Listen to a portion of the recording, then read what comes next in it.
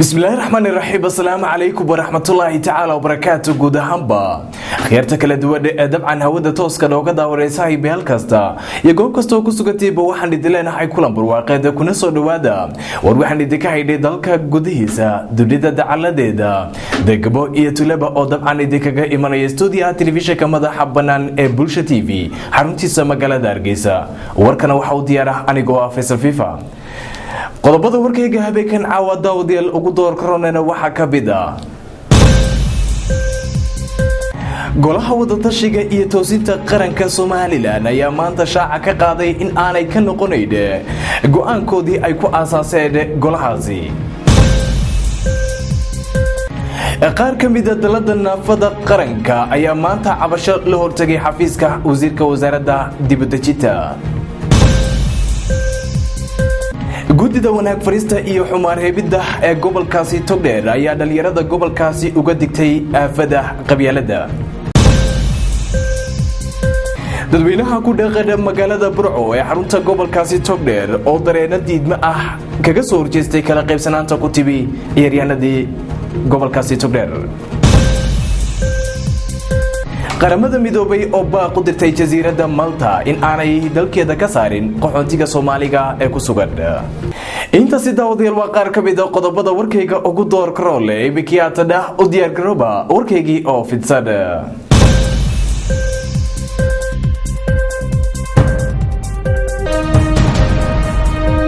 golaha wada tashiga iyo toosinta qaranka Soomaaliland ayaa maanta shaaca ka qaaday in aanay ka noqonayn go'aankoodii ay ku aasaaseen golahaasi. xubnaha golihii dhawaan lagaga dhawaaqay magaalada Hargeysa ee toosinta iyo wada tashiga qaranka ayaa maanta si jireed ku qabteen hotelka Xaraf ee magaalada Hargeysa. waxay si wada jir ah uga hadleen eedamihii maalmihii u dambeeyay xukuumadda iyo qaar ka mid ah salaadintu ay hawada u marinayeen iyagoo oo faahfaahin ka bixiyay golaha toosinta iyo wada tashiga qaranka iyo waxyaabaha uu ku salaysan yahay. waxaana ay sheegeen in golahani uu aasaasan yahay danta shacbiga una aasaasen markii arkeen hawshii qaranka oo isku dhaxyaacsan labadii ee Soomaaliya Somaliland oo isku milmay waa siday hadalka u dhigeen. waxaana ay si cad u sheegeen inaanay marnaba ka laaban doonin asaasitaanka golahooda iyagoo oo xukuumadda ugu baaqay in ay ka jawaabto eedamihii ay golahu hore ugu soo jeediyeen. injineer Maxamed Xaashi Cilmi, Mujaahid Dhagaweyne, Maxamed Cismaan Bulqaas oo xildhibaan ka tirsan golaha wakiilada iyo xubnihii halkaasi ka hadlay ayaa waxay si isku mid ah u sheegeen in golaha wada tashiga iyo toosinta qaranka ay hore ugu dhawaaqeen aanay marnaba ka noqon doonin hadalladooda. waxa ka mid ah sida tan eed cad baan u soo jeedinay oo qoran oo 16 haddaanu been sheegayno halkaa soo dhigeen magac bay ku wareegayaan maanta golaha isku magacaabay kan war waxaanu idinka socon maayaan waxa idinka soconaya eedan ka jawaabo waxa tiraahaan waxa ma qabno tuug baa taw lacagtii ummadda haddaan ku gunay ka jawaabtay annaga soo cadeynayna iyadoo tafaasiil la qoraan leh waxaanu kugu nidhi golayaashii baad kufsatay iyo sharciyaddii waddankaad baabiisay maxkamadii ma jirto jaraa'idkii baad caburisay weeyaan waarka nooga jawaab waxaa tidhaahaa maan caburin. waxaan shalayta maqlaayay maxkamaddaa la tego waxaa la yidhi muddadii bisha haydad nagu xukuntay way naga dhamaatay isaga oo soo daayay mooye maxkamaddii ayay tidhi isagoo ogolaada mooye sharciyaddii ma shaqayn karto warme dadkan kharash baa ku socda wariyaal baa u jooga qalab bay leeyihiin waa ilaa intay dumaysa waan haynayaa weeyaan taasna cid xaq u lihi ma jirto. waa maxkamaddii aynu sheegaynay dastuurkii baad baabiisay golayaasha qarankaad baabiisay waxa weeyaan dan uga jawaab mid walba uu waqti dhaafo sharciyad kuma fadhiyo kiisa keliya mar haddii maxkamaddii baabaa tahay labadii golna waqtigii ka dhacay isaga keliya sharci ma noqon karo doorasho ma qaban karo in lagu yidhi dub baan u dhigay war afartii xaaladood ee dub loogu dhigi lahaa maad gelin ma haysin aafada qaranka dee adigu ridoo dagaalid haddaba ta waxa la yidhaa ee imika soo baxay ee ay muxuu ahaa Soomaaliya oo inaguna aynu xaggooda ka mid nahay ay u wadaan waxa ka mid ah in meelaha la iskaga soo dhaweyn karo in la sameeyo oo tadriijiyan federal muxuu ahaa la inoo geliyo. waxaa ka mid ah hawada ta loo soo socdaa waa badayana isgaarsiinta waa waxyaalaha kalluumaysiga waa waxyaalaha la doonayo inay new dealkaasi oo Soomaaliya loo samaynayo inaynu ka qaybnahay oo tii u horeysay soo dhamaatay isayn warax xabeed ahayn waa eray Soomaaliya oo qof full of Soomaaliya ku hadlaaba yaqaan waxa uu yahay ayaa madaxdeennii golayaashii sharci dejinta gudiyada joogtada iyo madaxdoodii ay si qaldan oo aad muddo dadka aqligooda ku ciyaarayaan u macneynayaan shirkani jareeday wuxuu ku soo beegmaya xilli bulshada Soomaaliland ay aragtiyo kala gedisan ka bixiyeen ururkani iyaga oo bulshada qaar ay soo dhaweeyeen halka ay qaarna ay sharci darro ku tilmaameen Cabdiraxmaan Ilmaxirsi Bulsha TV magaalada Hargeysa qaar ka mid ah dalada naafada qaranka ayaa maanta cabasho la hortagay xafiiska wasiirka wasaaradda dibadejinta cabashadan ay maanta dalada naafada qaranka Soomaaliland la hortagtay wasaaradda dibadejinta Soomaaliland ay kaga cabanayeen raashinka caawimada ee loo keeno dadka danyarta ah ay tilmaameen in saamiga ay ku lahaayeen dalada naafada qaranka Soomaaliland in haba yaraatay wax soo gaaray aan jirin Mukhtaar Cismaan Maxamed gudoomiyaha dalada naafada qaranka iyo ku-xigeenkiisa Marwan Nuura ayaa tilmaamay in wasiirka dibadejinta Soomaaliland uu awood u adeegsanayo dadka naafada ah isla markaana ilaa hadda oo sida ay hadalka u dhigeen uu raashinka wasiirka uu haysto iyagoona tilmaamay mas'uuliyiinta dalada naafada qaranka Soomaaliland in lagu soo wargeliyay in raashinkoodii laga qaaday goobtii uu yaalay isla markaana baabuur lagu raray sidoo kale dalada naafada qaranka markii ugu horeysay shacabka halkan cabasho aan uga muujinayna wasiirka dibadejinta cusub ee dhawaanta la soo magacaabay waxaan halkan ummadda uga sheegaynaa in markii uu madaxweyne ku-xigeenku uu shaxaynayay deeqdii turkigu ugu deeqay jumhuriyadda Soomaaliland labada bilood ee maanta ka dambeysay maalinta madaxweynuhu warqadda halka ku arkaysaan uu shaxeeyay waxay ahayd 2 bilood baa ka dambeysay waxa isla markaa dhacday in maalin walba la yiraahdo bari ma heesaa dambe wiiga dambe ayaa qaadanaysaan isla maalintii dambe imaka waxa dhacday in Allahumma salli ala Muhammad oo diiday in la siiyo in raashinkii marka waxaan leenahay madaxweyne wuxuu yiri konton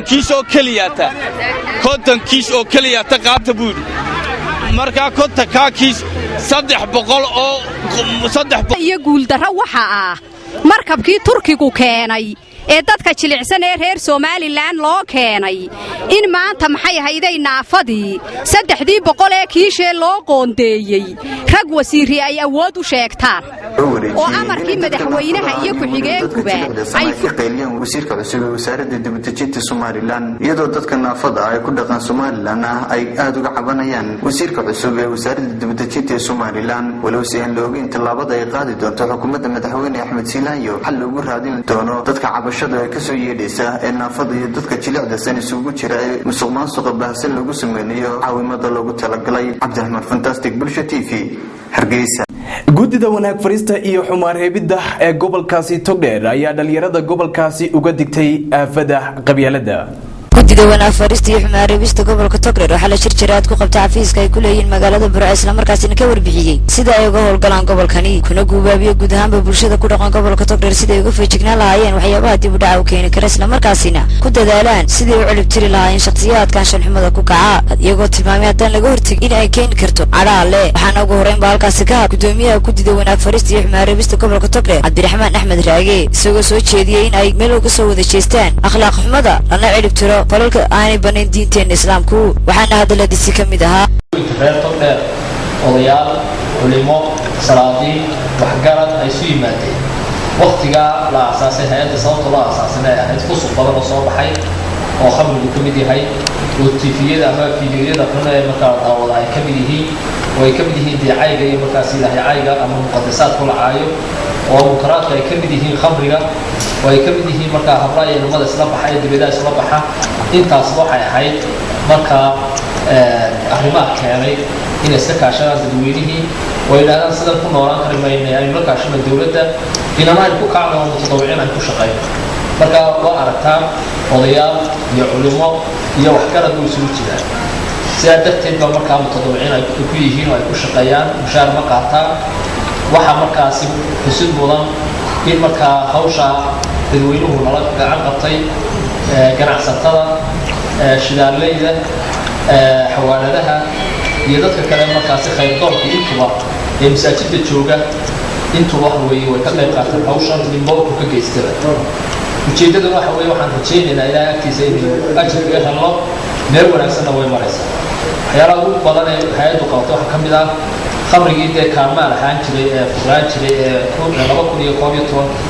iyo wixii ka horreeyeyba markaasi geli horey geli dambe iyo habeenka la geli jiray kaalinta loo bixiyey dhammaan magaalada way ka xiran yihiin oo hay-adda iyo booliska oo iskaashanaya iyo xukuumadda ayaa markaasi tirtiray raggii maanta alxaynina weli waa xiran yihiin dhanka kale waxaa isaguna halkaasi ka hadlay Salibaan Tartiibiye oo kamid ah guddida wanaag farista iyo xumaan reebista gobolka Togdheer bulshada reer Burcaan si gaar ah u la hadlay maadaama ay haysatay dhibaato ka dhalan qabyaalada isla markaasina ku tilmaamay inaan wax faa'iido u lahayn bulshadani tan laga hortagay soo arrintaasi ka hadlay waxa uu yiri waxa weeye waa ogtiin walaalayaal hadii jara xamaasadu aad iyo aad bay ugu badan tahay waxa la yiraahdo qabyaaladuna aad bay walaalayaal ugu badan tahay tacaaduf caadifada waxa sunaad bay inoo haystaan waxa weeye wala arrimaha noocaas oo dhan inoo wanaagsan oo waxa weeye mujtamac dad islaam bacdama inahay wixii sabin jaahiligi nabiga laga soo saaray calayhi salaatu wasalaam wadawliya la keenay dabadahay arrinta noocaas walaalayaal istil bay keentay isnacay bay keenaysaa dhibaato badan bay leedahay aan iska dayno arrinta gobolka waxaan uga baaqaynaa hay'adda caawa aad iyo aad uga hadlaysaan oo uga baaqaynaa waxa weeye dhalinyarada waayeelka dumarka waxgaradka dhammaan arrinta ay ka tanaasulaan waayo nabi maxamed calayhi salaatu wasalaam waxa uu yiri bahashaas waa qurun buu nabigu calayhi salaatu wasalaam bahashaas waxa weeye faynaha mutinna waa qurun qabyaalada waxa la yiraahdaa dadka ku dhaqmaya iyo kuwa guulguulaya magaraysa kicinaya arrinta noocaas liimaan laga magaaro baaba bay keentaa waxay keentaa walaalayaal isnacay bay keentaa wixii sama jaahiliga nabiga laga soo saaray ee isku diri jiray reer aws iyo reer khasare safarta ka sanadood helmeenkii alkoolka uu kaga dhintay haddana arrinta dabadayna runtii aad iyo aad bay nusaaynta walaalayaal arrintan ka taxdirno arrinta qof walba qalbigaaga ka saar horumar lagu magaado horay ragii hore qabiyaasha u badiyay qabyaalada wax dib sameeyo wadadu xilligan ay wax ku soo beegmaysaa xilli guud ahaan bulshada ku dhaqan gobolka Togdheer ay ragaadisay qabyaalad aad u baani ay Cabdiqaadir Xuseen bulsha TV magaalada Burco dadweynaha ku dhaqan magaalada Burco ee xarunta gobolkaasi Togdheer oo dareena diidma ah kaga soo horjeestay kala qaybsanaanta ku tibi ciyaaryahanadii gobolkaasi Togdheer dooyinkii u dambeeyay waxa magaalada Burco ka soo ifbaxay aafada qabyaalada oo si weyn u saameysay dhalinyarada magaalada Burco una horseetay isdhexgal la'aan iyo tahriib aafadan ayaa sidoo kale waxay waxyeello u geysatay sumcadda gobolka Togdheer haddaba mar uu maanta telefishinka madaxa bannaan ee bulsha TV wax ka weydiiyey qaar ka mid ah dadweynaha ku dhaqan magaalada Burco qabyaalada ragaadisay ayaa waxaa adalladoodii ka mid ah marka hore waxaan salaamayaa dhammaan dadka muslimiinta waxaan leeyahay ilaahay haydi ku gaarsiiyo bisha barakaysana rabadaan inta idinkoo waajibaadkeeda gutay waxaan u arkaa su-aashan aad weydiisay aafo ku soo korodhay da'yarta iminka jirta ee gobolka Togdheer aafadaana waxaa sababay aqoon la'aan baan u arkaa Burco waxay ahaan jirtay Burco waxay ahayd mid isku duuban waxay ahayd mid walaalaa waxay ahayd mid aan ku kala tagin waxa magaceedu ku jiro ee magaca gobolka Togdheer leeyahay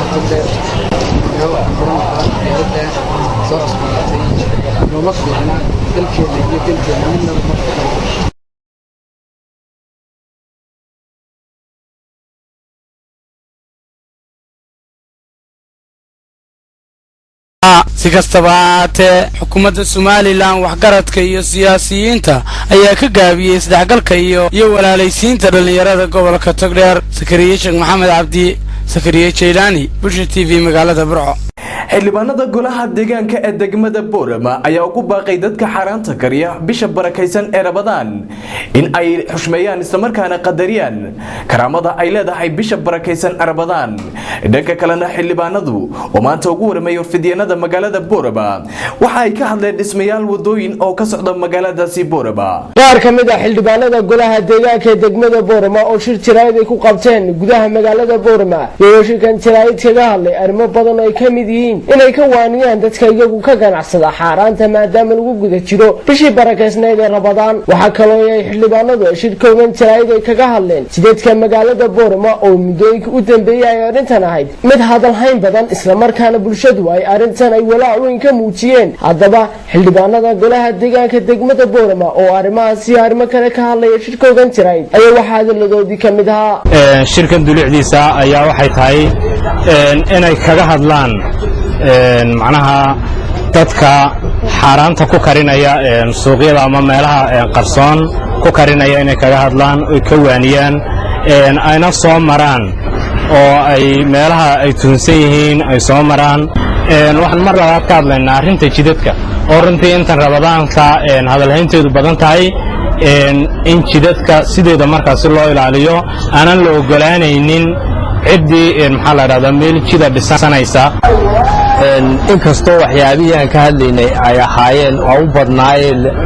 arrinkan kaga hadlaynay waxaa jidadka magaalada oo imika meelo badan xidhmeen waxa weeyaan waxaan dadweynaha iyo ugu baaqaynaa waxa weeyaan jidadka inay ilaashadaan dadweynuhu. kulleyna jidadka aan ka hadlaynay aduu arrinkaygii u baaqday runtii waxa weeye maanta dawladda jirta iyo dawladdii hore waxaan odhan karaa anigu dawladdii hore xisbinimada ayaa runtii waxa weeye ku weynaa laakiin maanta waxa weeye waxaad moodaa inay wax badan xisbiga kulmiye ee maanta talada hayaay cid dimuqraadiyad kaga horeysa ay maanta inayna jirin baan runtii waxa weeye anigu yaan qiraya oo waxa weeye qof walba wuxuu sameynaya kii reerkooda raacaya reerkoodu iska raacaya kii wax kale waxa weeye wuxuu iska yaala dimuqraadiyad heerkii ugu wanaagsanayd buu maraya. waxaan leenahay dhammaan ummadda ku nool degmada Boorama iyo ummadda muslimiinta Ramadaan Kariim. Ramadaan Kariim lana ummadda muslimiinta waxaan ku jiraa bishii Ramadaan barakaysid baa ku jiraa kulleyna anuu darafka kala joogaayo hadday Ramadaan tahay oo soon ay tahay waliba oo xildhibaanadu soo shaqo tageen oo suuqii laga helayo ma shaqaynayna ma naamisanahay waliba aan joogno maxaan ku dhahay waliba santaraalkii suuqa kulley shaqadayda baa gudinayna anu hadda darafkan ku joogo weeyaan waa bisha Ramadaan wala wada hurdaa waxay cadaynaysaa 19 ama 8 xildhibaan ama 10 xildhibaan meel isku timitay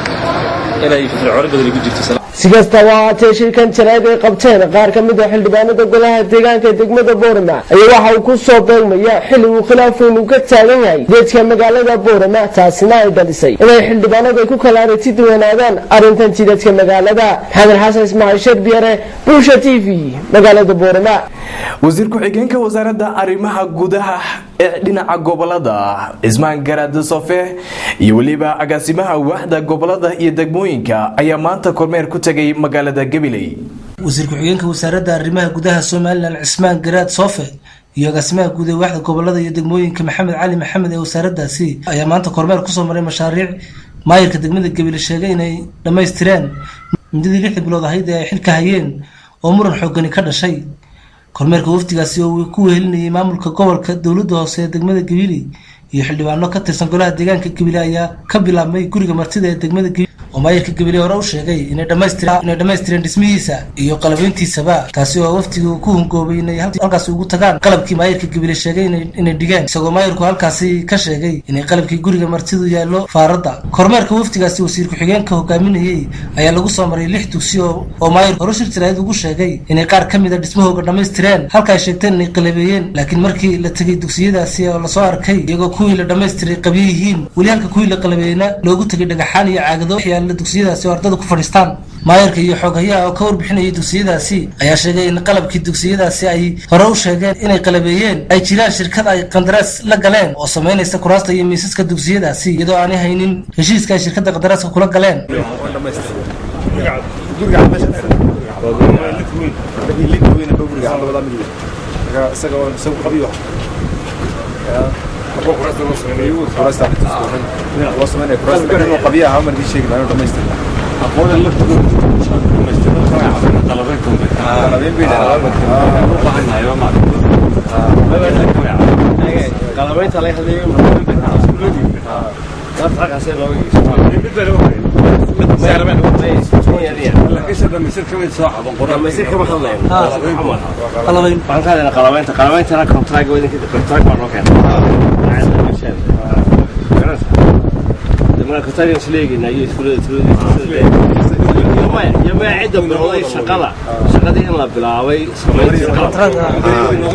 maayirka degmada Gabiley ayaa waftiga soo tusay waddo 800 oo mitir ah oo uu sheegay inay iyagu maalgeliyeen isagoo halkaasina ka cadeeyay in wadada badankeeda ay dhisayso hay'adda USA diiwaanada golaha deegaanka degmada Gabiley ku guuleystay inay wada shaqayn fiican la sameeyaan wasaaradda arrimaha gudaha si loo xaqiijiyo dhismayaasha dugsiyadaasi oo ay badankooda hay'ado dhisayaan xildhibaan Iid Xasan Cabdi ka warramay dugsi la sheegay in la dhameystay oo la soo arkay isagoo qabiyo ah aan hadaladiisii kamid ahaa maqsin eedarkiisa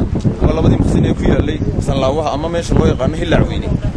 maayarka wuxuu ku faanay isagoo TV-ga fadhiyo Soomaaliya beenta ka joonin inuu yiraahdo waan dhameeyay waxa sheego TV-da oo la yiraahdo waan dhameeyay laba maqsin oo la dhameeyay mid kamid ah dadweynaha reer Gabiley oo soo dhaweeyay wasiir ku-xigeenka ayaa kula dardaarmay inuu runta ka sheego waxyaabaha uu soo arkay waxaana hadaladiisii kamid ahaa waxqabadka wasaaradda arrimaha gudaha oo aan aragnay tallaabadii koowaad inta wasiirka cusub yimid waran cad taasoo ah inaanu ka filaynay wasiirka cusub in wasiir ku-xigeenada iyo agaasimayaasha iyo dhammaan shaqaalaha wasaaradda arrimaha gudaha sameeyay maamul daadejin leh oo xaqiiqo leh oo daacadnimo ku dheehan tahay inay u shaqeeyaan maanta hawsha shaqo ayaanu la kulannay wasaaraddii oo ku guda jirta mashaariicdii uu sheegtay maayarka Gabiley Shucayb in uu fuliyay xaqiiqada indhaha ayay ku soo arkeen in uu fuliyay kale aan ka hor dhici maayo waxaan ku kalsoonahay oon qaadanaynaa wax kasta oo ka soo baxa wasaaradda arrimaha gudaha waxaananu leenahay halkaa kaga haya waananu ku hambaliyeynaynaa shaqada ay gobolka ugu yimaadeen xildhibaanada golaha deegaanka degmada Gabiley ayaa dhammaantood soo dhaweeyay kormeerka wasiir ku-xigeenka ku soo maray mashaariicda ay sheegeen maamulka dowladda hoose ee Gabiley inay maalgeliyeen isla markaasina dhamaystireen oo gebi ahaanba beenoobay Axmed Kayse telefishinka caalamiga ee Bulsha TV Gabiley qaramada midoobay oo baaq u dirtay jasiiradda Malta in aanay dalkeeda ka saarin qaxoontiga Soomaaliga ee ku sugan qaxoonti Soomaaliyeed oo dhawaan soo gaaray xeebaha dalka Malta ayaa waxa la sheegay inay ka badbaadeen dib u celis ay la damacsanay dowladda dalka Malta kadib markii maxkamadda reer Yurub ee xuquuqda bini'aadamka ee European Court of Human Rights ay go'aamisay in qaxoontigan Soomaaliyeed aan dib loogu celinin dalka Liibiya isla markaasina ay xaq u leeyihiin in la qaabilo oo fursad la siiyo kiiskooda qaxoontinimo marka la eego xaaladda dalka Liibiya iyo qaxoonti si qasab ah dib loogu celiyo ma ahan wax la aqbali karo sida waxa yiri Andre oo u hadlay laanta qaxoontiga adduunka High Commission for Refuge qaxoontigan ugu dambeeyay ee soo gaaray dalka Malta oo ka koobnaa 68 qofood oo u badan Soomaali ayaa waxa soo badbaadiyay booliska xeebaha ee dalka Malta xilli uu qaxoontigaasi ka muuqday rafaad iyo dhibaato badan oo ka soo wajahay socdaalkii dhibta badan ee ay ku soo qaateen badda kadib markii ay doonta ka soo raaceen dalka Liibiya ugu dambeyntiina iyadoo qaxoontiga Soomaalida ah ee soo gaaray xeebaha dalka Malta uu ku soo aaday xilli ay maxkamadda reer Yurub ee xuquuqda bini'aadamku ay sortaag ku samaysay ilaa iyo 45 qaxoonti Soomaali ah oo ay dowladda dalka Malta diyaarad ugu kaga qaadi lahayd dalkeeda iyadoo damacsanayd inay dib ugu celiso dalka Liibiya ayaa go'aankaas maxkamadda waxa ka xumaaday dowladda dalka Malta oo ku eedeysay wadamada reer Yurub inaysan war u hayn dhibka ay ku qabaan qaxoontigaas dowladda iyo dadka reer Malta isla markaana aysan wax caawimaad ah ka helin wadamada reer Yurub qaxoonti gaaraya ilaa 8400 ayaa la sheegayaa inay sanadkan ka soo degeen dalalka Malta iyo Talyaaniga taasoo u dhiganta laba jibaar marka la eego sanadadii hore qaxoontigii ka soo degi jiray wadamadaasi intaasi guud ahaanba waxa daawadayaal nagaga eega war waxaan idinka haynay dalka gudihiisa dowladda dacaladeeda degbo iyo tulaba oo dabcan idinkaga imanaya stuudiyaha telefishinka madaxa bannaan ee Bulsha TV xaruntiisa magaalada Hargeysa warkana waxay idin socodsiinayay anigoo ah Faisal Fifa tariita ku kulmayno warka xiga waarigay guud ahaanba halwadeennada barbaarta telefishinka ee dabcan igala qayb galay tabinta warkada oo guud ahaantayaba idinkaga tagaya dhooli kula dhay